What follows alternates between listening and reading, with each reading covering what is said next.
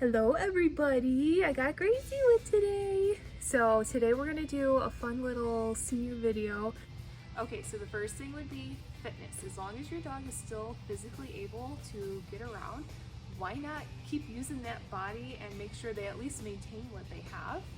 So, kind of like my enrichment class, one of the things that I'll be doing with Gracie is just to keep getting her on fitness equipment or unstable surfaces. So like over here, we have this gymnastics mat. It's soft and squishy. This is not a problem for her right now. Good girl. Yes, very good. And she can work on going up a level and then back down a level. Good girl. Anything you have at home that you can think of that might be, just a different surface. Something that's not just flat and solid. Good girl, very good. Over here, we have a fit bone. So this is specifically made for canine fitness. Very good. Yes. Oh, it's a little soft, it's a little squishy, it moves a little bit. Good girl. So it's gonna help keep working her muscles. Of course, you don't have to have fancy equipment either. Here we just have a simple pillow. So you can practice having your dog just get on a pillow. They can get on and they can get off and then they can get back on. And that could also help work their muscles. Over here I just have some towels in a little pile. Gracie, can you come up here? Oh, good girl. This is just a yoga block and you can just practice having your dogs just put their front feet up on it. Good girl. If you have a big dog, you can put 2 yoga blocks right next to each other. Very good. I also want to make sure that I keep exposing her to like different situations. So for example, we have our little hanging ribbon activity. So to see if I can get her used to that. Yes, and okay with things touching her in the face and the sides of the body. Good girl, Gracie. Okay, this is a little activity that we called scattered sticks. So it's just some PVC and they're just kind of randomly laid out on the floor. And all you do is you just practice walking your dog back and forth over them. And this is to help with proprioception so that they keep like their leg awareness, especially their back leg awareness. So this is just a good activity to help them stay aware.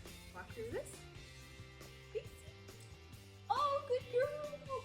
You can see she did touch that one. It moved a little bit. Good girl. Oh, we got another one. I might have distracted you.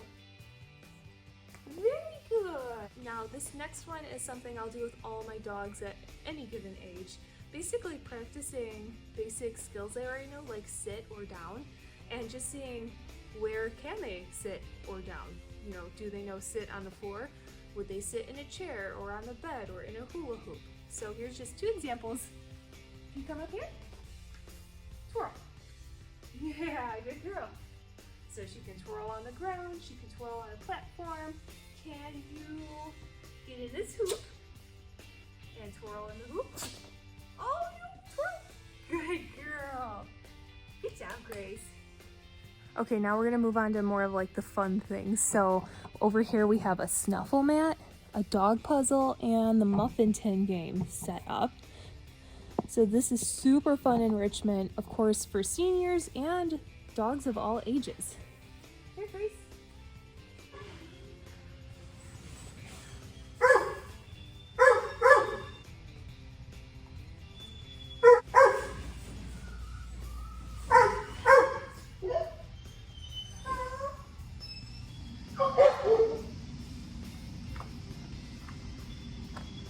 Don't forget, ball pits are also a super fun addition to add to your house.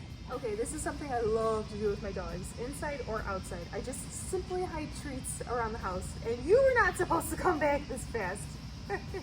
So I got a little cheater over here, but that's okay.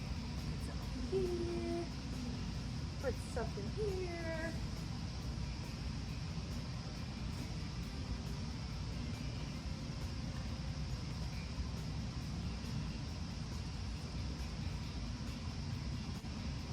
At first your dog might not really know what's going on until they find a couple treats, and then once they know you're doing a treat search for them, they get so into it.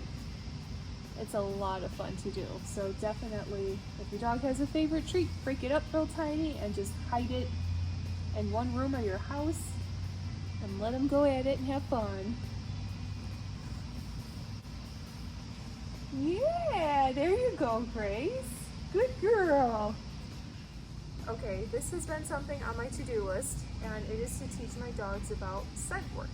So I just have one of the tins, and you can order scent work kits online. I myself still need to do this because it's great for dogs at all ages. It's a really fun sport. So once you first start this, it's literally, once your dog puts their nose to the tin, you give them a treat, but right next to the tin, right next to the odor. Yes, good girl. And this is something really fun that you can do in your house, yes, or even outside. Yes, good girl. I don't want her pawing it, that's why I keep moving the tin away a little bit. Yes, good girl.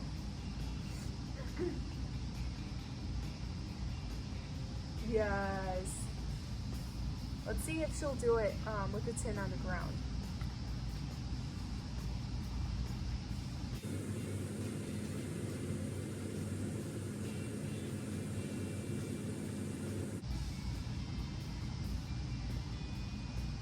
Not yet, we're not there yet. That's okay. Yes, good girl. But eventually I would put the tin on the ground and they would know to put their nose to it. Yes, good girl. Very good. And then I could start like moving it around me. Will they follow it to go sniff it? Yes, good girl. And then after that, you could start to put it in like a container and start to hide it more.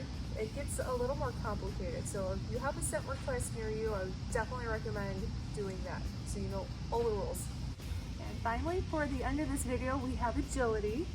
So once again, if your dog, if they can still see, they still have their eyesight, and they're still physically capable of running around, why not? So Gracie, for her, because of her age, I keep the jumps really low. So even if you have a big dog, like, who cares? Put it down really low. It's just for fun anyways. If you can do a class, they can learn about the dog walk or the A-frame. And if you're just doing it at home, that's totally fine too.